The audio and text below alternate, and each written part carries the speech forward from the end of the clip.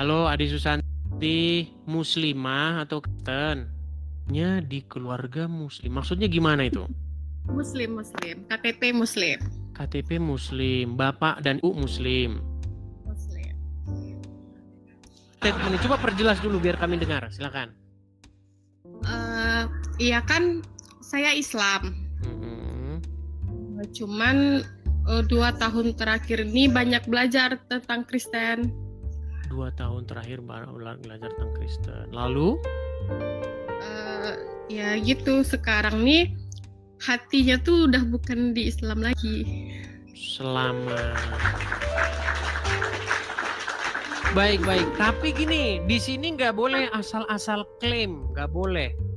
Berapa tahun berarti jadi orang Islam? 33 tahun. 33 tahun. Coba bacakan dulu surat di dalam Al-Quran, terserah surat apa saja, supaya kami percaya bahwa memang betul-betul Islam. Silakan. Bismillahirrahmanirrahim. Alhamdulillahirabbil alamin. Ar-Rahmanirrahim. Maliki yaumiddin. Iyyaka na'budu wa iyyaka nasta'in. Ihdinas siratal mustaqim. Siratal ladzina an'amta 'alaihim ghairil maghdubi 'alaihim waladdallin. Amin. Itu Al-Fatihah. Coba surat yang lain. Qul a'udzu birabbin nas, malikin nas, ilahin nas, min syahril waswasil khannas, allazi yuwaswisu fi sudurin nas, minal jinnati wan nas. Ada lagi? Udah cukup. Coba dong Kak Ade berbagi cerita dong. Gimana jalan ceritanya kok bisa akhirnya meninggalkan agama Islam? Sebetulnya meninggalkan secara utuh belum, karena sekarang nih saya sering belajar Kristen, beberapa kali juga ikut ibadah ke gereja, diam-diam nih Bang Idis. Tapi kok di sini nanti pasti ketahuan. Kalau sekarang nih ketahuan ya udah berani ambil resiko. Oke, siap, mantap gitu dong. Artinya gini, Undang-Undang Dasar 1945 itu menjamin hak dan kebebasan orang beragama dan berkeyakinan. Begitu, dijamin oleh Undang-Undang Dasar. Begitu. Nah, terus kira-kira nih hal-hal esensial apa begitu yang membuat Kak Ade akhirnya on the way menuju Kristen, walaupun belum jadi Kristen, belum udah dibaptis belum? Masih on the way ya? Apa kira-kira? Hal esensial apa kira-kira? Karena banyak hal yang saya pelajari di Islam itu merugikan perempuan semua rata-rata. Merugikan perempuan. Misal? Contohnya aja kayak si suami bisa menikah selama 4 kali, berpoligami. Bahkan boleh mencari istri-istri kalau dengan duit mereka boleh. Ya, terus kemarin kebetulan adik kan juga bercerai sama suami Bang Edis. Jadi ada sekilas lewat di beranda adik kan, kalau laki-laki yang sudah menceraikan perempuan di Islam boleh dipakai lagi asal jerihnya itu dibayar. Waduh. Sungguh ngeri sedih. Oke, lalu apa-apa lagi? Ya kebanyakan itu masa di Al-Quran atau di hadis dijelaskan bagaimana kita berhubungan intim. Oh iya, ada juga itu ya di hadis yang. Jadi saya tahulah Anda begitu emosional, tapi begini Kak Ade, percayalah bahwa yang seperti Anda ini banyak. Kalau kemarin nonton di channel-channel saya, dan saya rasa di antara 14.600 ini banyak juga yang senasib dengan Anda. Begitu, bagaimana wanita diperlakukan tidak adil seperti itu. Bagaimana wanita itu dianggap otaknya itu separuh, akalnya itu separuh. Bagaimana wanita itu dikelompokkan bersama dengan anjing dan juga keledai, membatalkan sholat. Bagaimana perempuan itu kalau disentuh jadi batal sholatnya. Seolah-olah perempuan itu seperti najis, seperti kotoran. Begitu. Kenapa perempuan kalau tersentuh kok langsung batal? Kalau laki-laki enggak, kenapa? Begitu.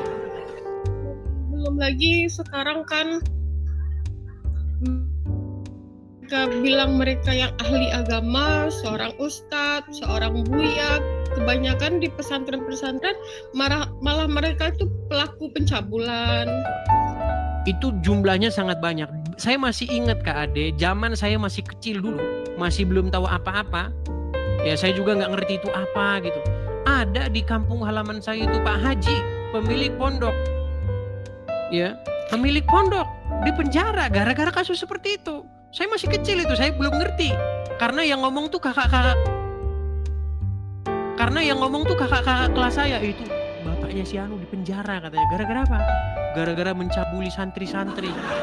Saya nggak ngerti apa itu mencabuli itu apa, namanya masih anak-anak kan. Setelah saya dewasa saya tahu, oh begitu ceritanya. Itu zaman dulu sampai detik ini. Ya, pondok pesantren, santri diinikan, aduh banyak sekali. Tapi mau gimana? Saya pernah mendengar satu video ya di berita nasional. Ada seseorang yang dia menikahi anak di bawah umur, lalu dipenjara, ditangkap polisi. Tapi dia bilang, saya terinspirasi oleh Rasulullah katanya.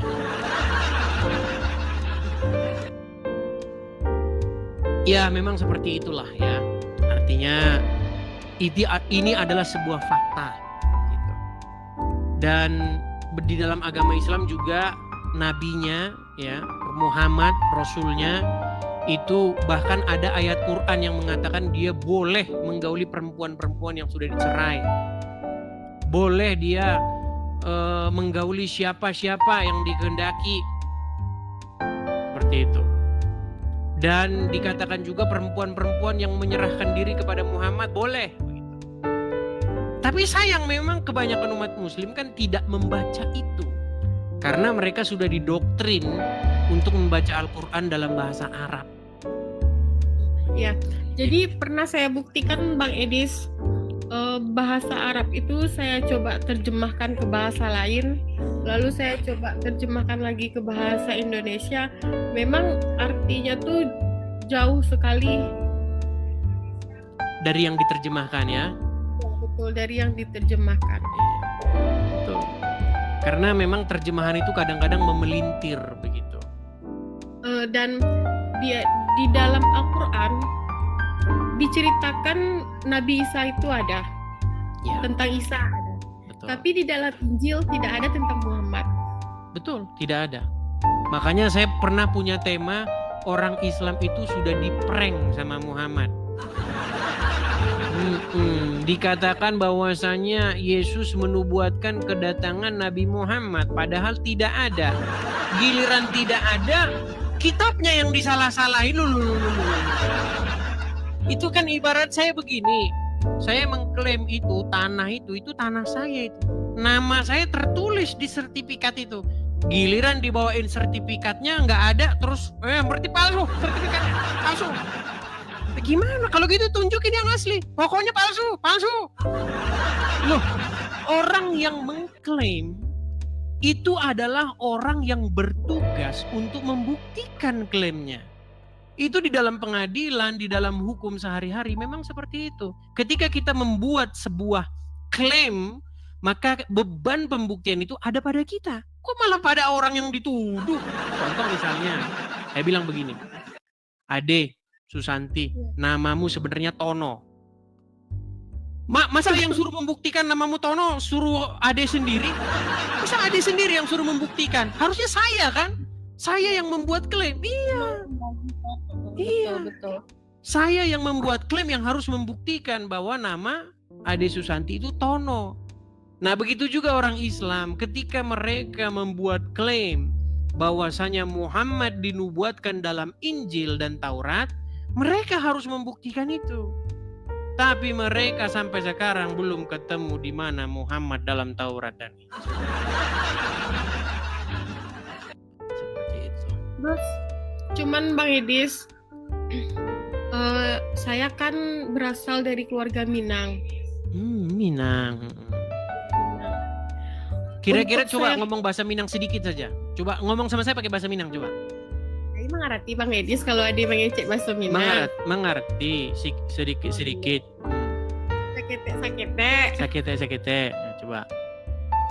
Cuman sekarang ini Bang Edis, Mm-mm. kalau misalkan Ade memang memutuskan untuk terang-terangan pindah,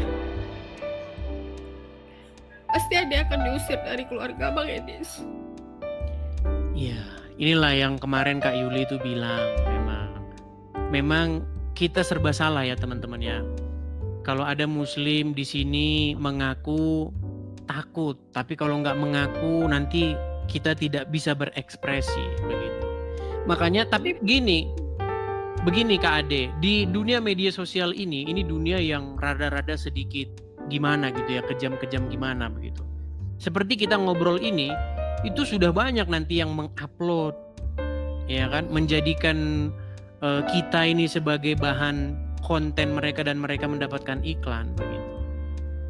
Makanya sebenarnya ya mau gimana lagi, kalau udah siap berbicara ya tetap berani. Artinya begini Kak Ade, saya percaya bahwa kalau Kak Ade nanti tinggal di tempat yang baru atau misalnya dapat suami orang Kristen begitu, saya percaya bahwa tidak mungkin orang teman-teman ya lingkungan baru apalagi di gereja itu mencampakkan Kak Ade. Saya percaya di komunitas baru pasti banyak yang support secara ya bisa juga finansial, bisa juga mensupport secara spiritual begitu, temenin, bisa cari kerjaan baru dan lain sebagainya. Percayalah pasti ada. Makanya gabung dengan komunitas-komunitas Kristen begitu. Di gereja kah, cari teman-teman baru. Tapi begitu juga, cari gereja yang sehat. Karena banyak juga gereja yang ada juga, tapi tidak semua.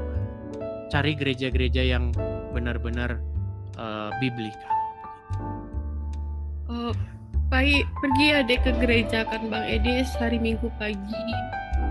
Padahal kan kita nyanyi lagu pujian-pujian, meskipun lagu pujiannya tuh tentang sukacita, tapi tetap ada nangis Bang Edis. Saya mengerti itu.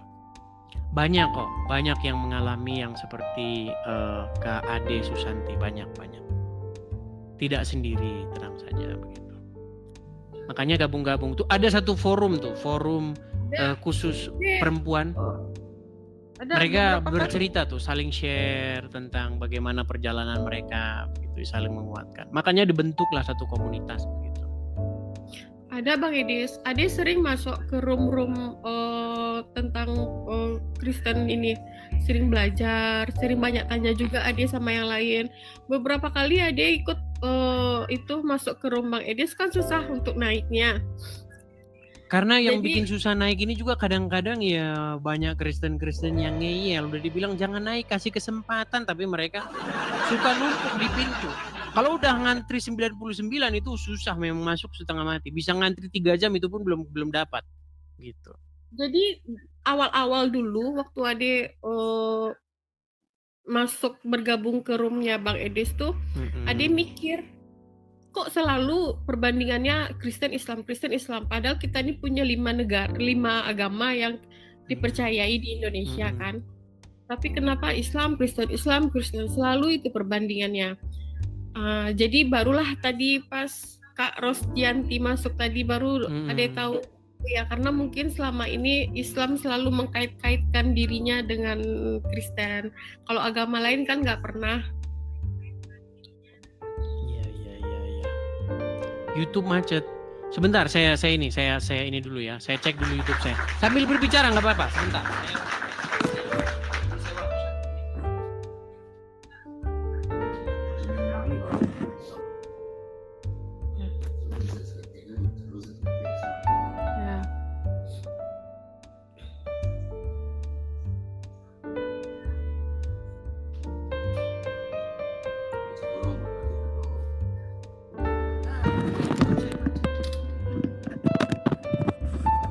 Kok ada yang ngomong YouTube macet. Kayaknya YouTube saya nggak macet. Berarti Anda salah nonton di ini. Karena banyak juga teman-teman, akun YouTube itu banyak juga yang palsu. Ya, kalau teman-teman nontonnya di YouTube saya, kayaknya nggak macet.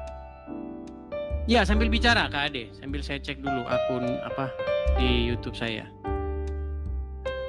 Ya, jadi itu Bang Edis.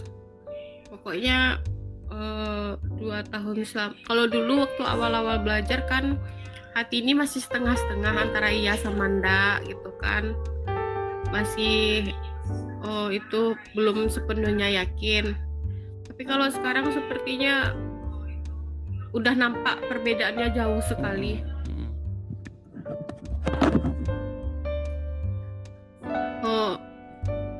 Pernah didengar kata-kata orang Islam nih jual agama lebih gampang. Oke lah. Ya, tadi maaf saya perbaiki tadi di YouTube saya karena memang frozen tadi, hanya ada suara. Iyalah, lalu langkah ke depannya ini bagaimana ini Kak Ade?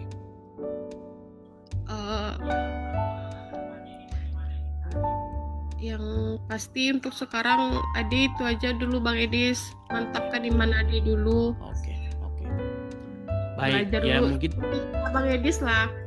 Ini tanggung jawab gereja-gereja ya. Jadi gereja-gereja itu kalau ada orang baru, apalagi dari seberang, dari Muslim ke Kristen, ini tanggung jawab gembala-gembala gereja ini. Kalau saya kan hanya